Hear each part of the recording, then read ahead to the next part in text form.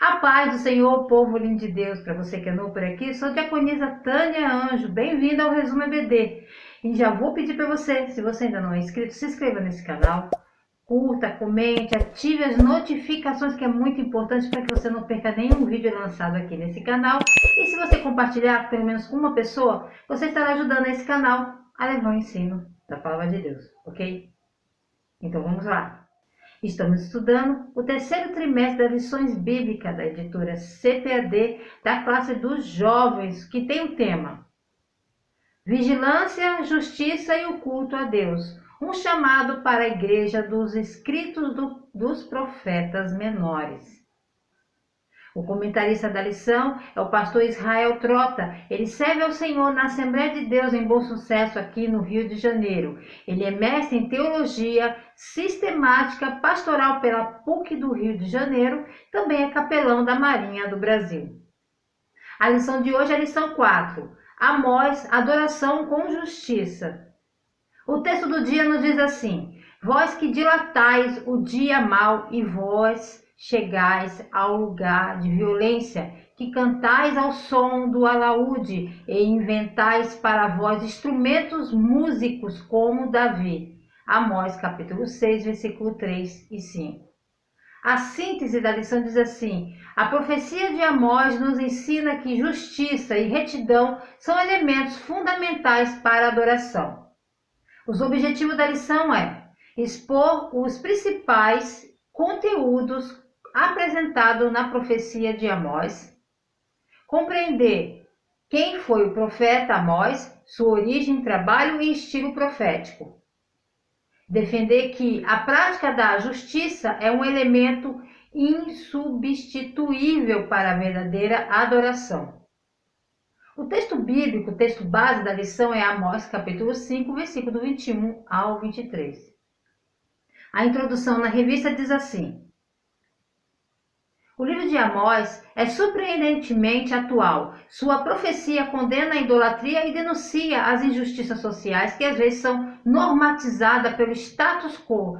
Status quo é a expressão do latim que significa o estado das coisas, de um determinado grupo social. O mais triste é saber que o sistema religioso, assim como os demais políticos, jurídico e social, pode se mancomunar junto à corrupção. Amós não pensou duas vezes em tocar o dedo na ferida de Israel e desafiá-los ao arrependimento, caso ao contrário, a nação receberia o juízo de Deus. Ele profetizou aproximadamente 3 décadas antes da destruição de Israel pelas tropas da Assíria. Assim, hoje, a voz do profeta continua a ecoar, alteando a bandeira da justiça no estandarte da adoração cristã. O livro de Amós é conhecido como o livro da justiça de Deus e nos ensina que a adoração não pode desassociar-se da retidão e dos princípios bíblicos e justos revelados na palavra de Deus. Embora fosse nativo de Judá, Amós profetizou para o reino do norte de Israel. Ele pregou para uma sociedade que estava profundamente rica e envolvida na adoração falsa e nos maus tratos aos pobres. Esses israelitas ricos, poderosos, estavam confiantes e seguros no meio dessa sociedade complacente. Vem Amós, declarando que Israel quebrou a aliança de Deus. As palavras do profeta Amós são um convite para ser capaz de ver além do que todos veem: a desonestidade dos políticos, a corrupção dos juízes, o autoritarismo dos funcionários, a exploração dos ricos, a violência dos poderosos, a hipocrisia de muitos religiosos. Tópico 1, o profeta Amós. Sua vida. O nome Amós significa carregador de fardos. Em alusão ao seu nome, podemos dizer que sua fala era pesada e a sua palavra uma carga do Senhor. Por causa da sua origem humilde, o profeta não apresenta seu sobrenome, indicando que sua família não era conhecida. Também a gente vê que ele provinha de uma classe trabalhadora portanto, estava acostumado a carregar fardos. Deus chamou um homem calejado para uma dura tarefa. Amós permaneceu resoluto em cumprir sua missão. Foi duro nas denúncias e exortações, porque sabia que se o povo não ouvisse suas palavras, o peso do juízo divino derramado sobre Israel seria ainda maior. Ele era natural de Tecoa. Essa cidade ficava a uns 20 quilômetros ao sul de Jerusalém, junto ao deserto da Judéia. Essa região ficava próxima à estrada que ligava Jerusalém a Hebrom e Berseba. Foi nessa região que João Batista se levantou como profeta. Amós foi um profeta sulista que atuou como missionário no Reino do Norte, ou seja, Israel. A certeza do chamado divino revestiu o profeta da coragem para denunciar. O livro de Amós, ele é relativamente curto, abrangendo 9 capítulos. O profeta Amós vivia entre um grupo de pastores lá em Tecoa, uma pequena cidade ao sul de Jerusalém. Amós deixou claro em seus escritos que não veio de uma família de profetas, nem mesmo se consideravam. A conexão de Amós com a vida simples das pessoas chegou ao centro de suas profecias, quando ele mostrou um coração pelos oprimidos e sem voz do mundo. Um homem simples. Amós fala a partir de sua realidade, por isso se apresenta como um legítimo representante de uma classe explorada que não tinha voz nem vez. Ele era pastor, boieiro ou cultivador de sicômoros. Possuía múltiplos empregos. Era um homem trabalhador que fez questão de identificar sua origem humilde. Sabia que seu ministério era ratificado não pela tradição por trás de um nome, mas pelo chamado divino. Tal como Davi era pastor, entretanto, suplementava o seu trabalho cultivando sicômoros, que são figueiras bravas.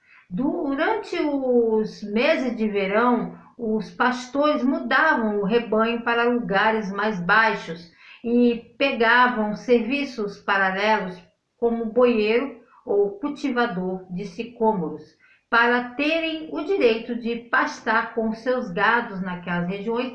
Sicômoros era a fruta consumida pelos mais pobres. Os ricos se deliciavam com o figo comum. O pecado do orgulho combatido por ele não fazia parte de sua vida. Ele era um homem simples. João Crisóstomo, que foi um arcebispo de Constantinopla, ensinou que a humildade é a raiz, a mãe, a ama de leite, o alicerce e o vínculo de todas as virtudes. O cristão deve expressar a humildade em sua vida, pois Deus se agrada dos simples. Israel ensoberbeceu-se, por isso foi humilhado de modo constante. Os humildes são honrados por Deus.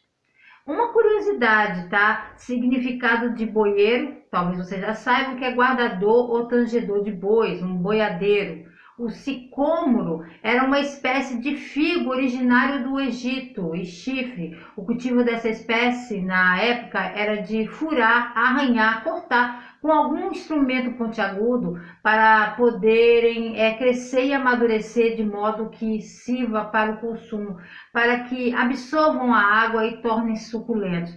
Também aumenta a produção de gás etileno, que acelera o amadurecimento, resultando em frutos maiores e mais doces. Além disso, as vespas parasitas não estragavam as frutas porque elas amadureciam muito mais rápido. Então você vê como era um cultivo não muito fácil, que dependia de muito mais atenção do que os outros figos normais.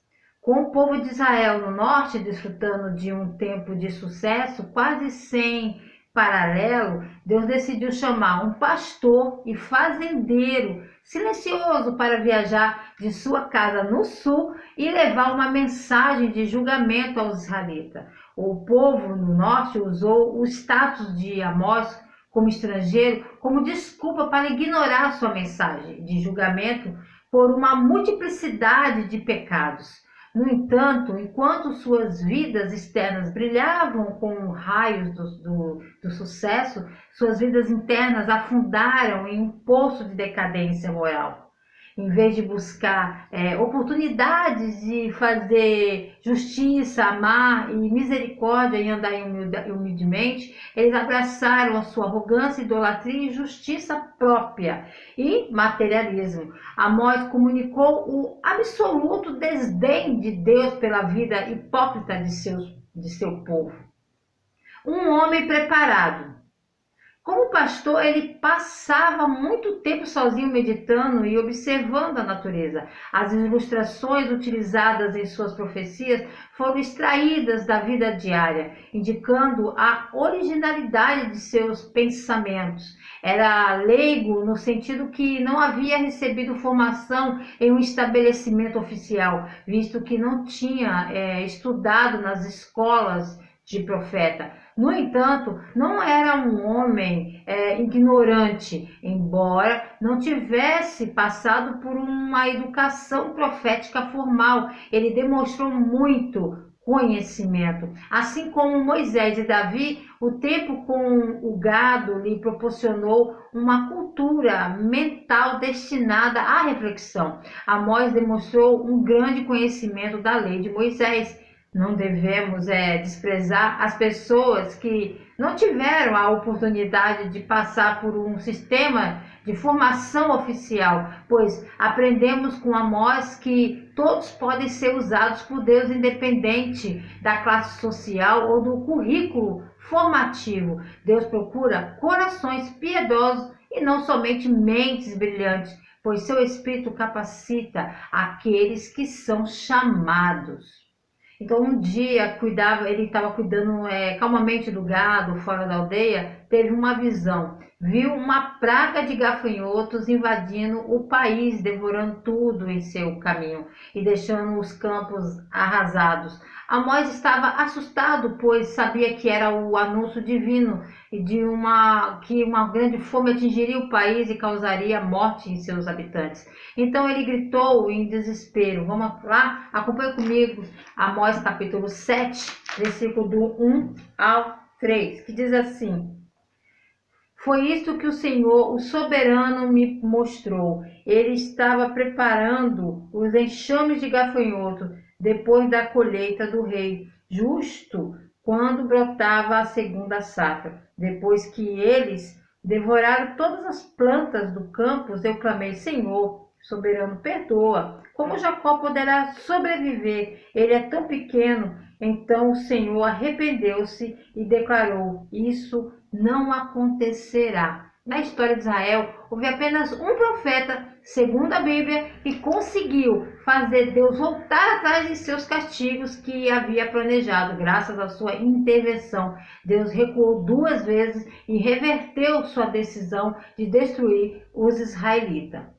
Tópico 2, o contexto histórico de sua profecia. Período de paz.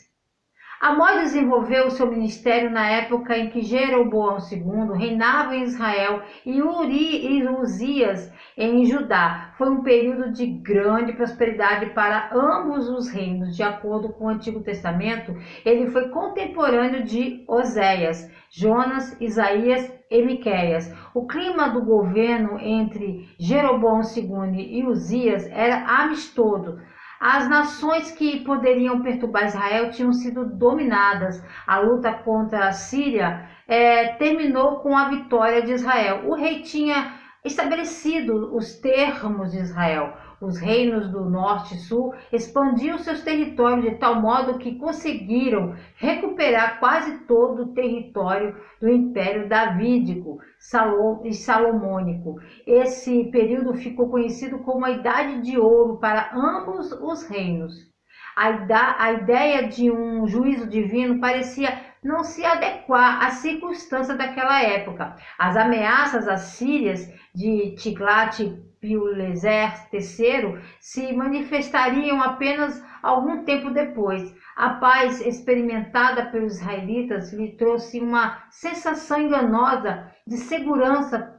Por isso, rejeitaram a mensagem de Amós, que Deus nos livre das sensações enganosas de vida. Devemos guardar nosso coração, entregando a autoridade de Cristo. Semanas depois, Amós novamente teve outra visão. Uma chuva de fogo caiu sobre a terra, secou os mares, incendiou o país em um espetáculo aterrorizante de inferno e morte. Novamente, Amós vai e grita: "Pare, Senhor, por favor!" E Deus lhe respondeu: "Tudo bem, isso também não vai acontecer." Amós capítulo 7, do versículo 4 ao 6. Período de prosperidade. A paz política e a expansão territorial conduziram Israel para um período de prosperidade material. As nações vizinhas eram tributárias do norte. As riquezas afluíam para Israel. Os novos ricos perdiam a paciência com as restrições de trabalho impostas pela lei do sábado. A vontade de acumular riqueza se tornou maior do que o anseio de obedecer à lei do Senhor. A ganância tem sido uma fonte de tropeço para muitos. Os pobres não eram tratados de forma justa. A luxúria dos ricos era conseguida à custa de opressão e exploração. Os ricos controlavam tudo, inclusive o judiciário. As decisões dos tribunais eram todas favoráveis aos ricos e extremamente opressiva aos pobres. Amós se levantou com a injustiça social e combateu o sistema desonesto que pervertiam o direito dos necessitados. Os homens de sua época estavam tão acostumados em acumular riqueza que se esqueceram de atentar para a necessidade de seus irmãos. Lembremos que o desprezo ao pobre é um grave pecado diante de Deus. O país que Deus estava prestes a punir não era Amós, ele vivia no reino de Judá, mas o reino vizinho de Israel, no caso Israel. Aí Amós poderia suspeitar, por quê? Como pecuarista e produtor de sicômoro, viajou muito, esteve em contato com comerciantes e empresários e conhecia bem a situação política nacional e internacional da sua época. De fato, em suas profecias, ele menciona 38 cidades e distritos, cada um com seus problemas, o que mostra seu impressionante conhecimento da realidade em que vivia. E o que estava acontecendo em Israel para que Deus decidisse destruí-lo? Na verdade, o reino passava por uma de suas fases mais prósperas, pois o rei Jeroboão II havia realizado um milagre econômico sem precedentes. Os vinhedos floresceram, a agricultura cresceu, a pecuária dobrou, a indústria têxtil e da tinturaria progrediu, o comércio se expandiu e sua capital Samaria foi transformada em uma cidade opulenta, onde a construção de palácios, casas luxuosas prosperaram como nunca antes. E isso foi beneficiado pela situação política internacional. Países vizinhos como Damasco, a Síria e Egito estavam em crise, e isso permitiu que Israel vivesse uma época de paz e tranquilidade excepcionais. Até a vida religiosa foi favorecida. Magníficos santuários haviam sido erguidos, um dos quais na cidade de Betel era o orgulho nacional, ricamente adornado, frequentado por sacerdotes, e celebrava grandes festas semanais e atraía numerosos peregrinos.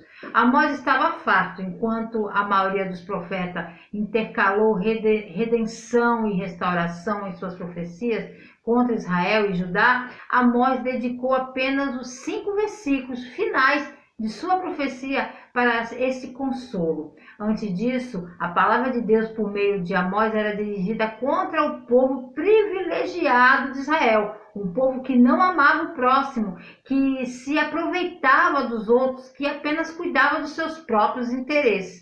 Mais do que qualquer outro livro da Escritura Sagrada, o livro de Amós responsabiliza o povo de Deus por seus maus tratos aos outros. Eles estavam vendo pessoas necessitadas por bens, tirando vantagem dos desamparados, oprimindo os pobres.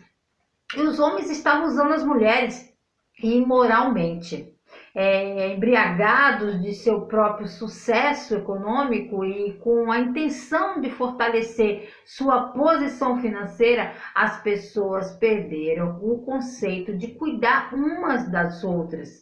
Amós os repreendeu porque viu naquele estilo de vida a evidência de que Israel havia se esquecido de Deus. Paganismo religioso.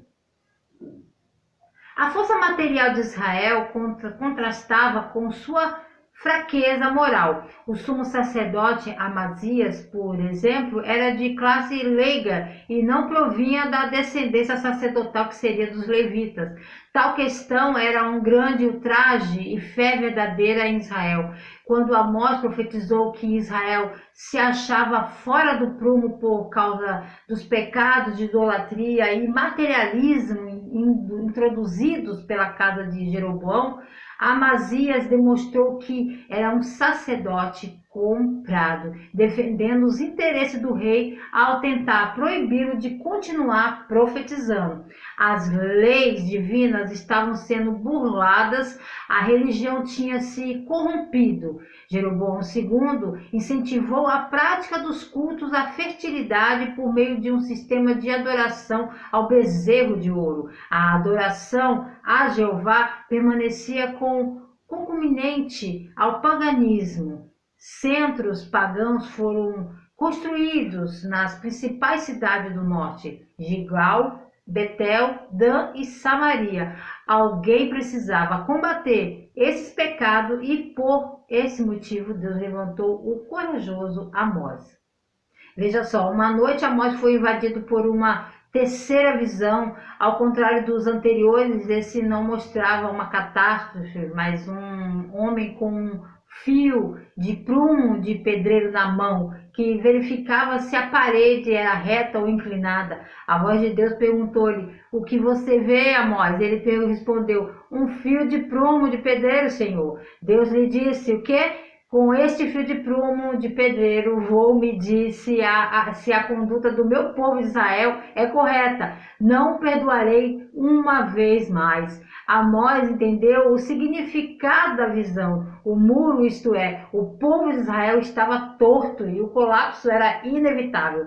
Nunca antes na história de Israel Deus fez uma revelação tão cruel contra seu povo. Ele havia anunciado punições para indivíduos, pequenos grupos, mas esta foi a primeira vez que ele anunciou uma punição para todo o país. Amós percebeu que agora Deus estava firme em sua decisão e não mais intercedeu. Ele ficou em silêncio, um silêncio terrível. Tópico 3: adoração com justiça. A mensagem do profeta. O livro de Amós pode ser dividido em duas partes principais. Na primeira seção, situam-se os oráculos que vieram pela palavra. Aqui encontramos juízos entregues para 8 nações: Damasco, Gaza, Tiro, Edom, Amon, Moabe, Judá e Israel. O profeta apresentou uma série de discursos de julgamento contra Israel. As denúncias de Amós partem do geral para o específico. Primeiro falou às nações, depois foi específico em detalhar os pecados de Israel. Na segunda seção do seu livro, então, as visões. Para fortalecer sua intimação, Amós apresentou uma série de símbolos do juízo vindouro e, por fim, terminou sua mensagem apresentando a restauração futura de Israel. Sua profecia confrontou principalmente as instituições de Israel ao denunciar os pecados que destruíam os fundamentos sociais, morais e espirituais da nação. Estamos preparados para pregar uma mensagem de confronto? Todo aquele bem-estar que a nação vivia escondeu uma enorme decomposição social, porque enquanto a classe dominante aumentava sua riqueza, construía mansões luxuosas, organizava banquetes luxuosos todos os dias, muitas pessoas estavam mergulhadas na miséria. Havia graves desigualdade social e um contraste brutal entre ricos e pobres. Os camponeses estavam à mercê dos agiotas, que os expunham a hipotecas e reintegrações de posses. Os comerciantes se aproveitavam das pessoas, falsificando pesos e balanças. Os juízes deixaram-se subornar e recorreram às armadilhas judiciais. E o pior é que o governo nada fez para remediar a grave situação de injustiça. Amós percebeu a deterioração estrutural sofrida pela sociedade, que não havia como corrigi-la. A única saída era destruí-lo totalmente e começar de novo. Nisso, Deus estava totalmente certo. Responsabilidade social. Amós encontrou um mau governo em Israel. Oséias, seu contemporâneo, fez denúncias semelhantes e as instituições de Israel transformaram a justiça em alosna, uma erva daninha. Eles perverteram o direito do próximo, não aceitavam a repreensão, aborreciam na porta aqueles que os repreendiam. O portão de qualquer cidade era o lugar onde a justiça era administrada.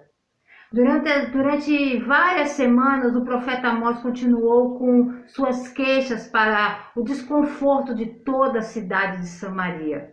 Ele denunciou o exército local e seus métodos violentos, juízes corruptos, advogados desonestos, autoridades que aceitavam subornos, os funcionários cúmplices também da casa do governo,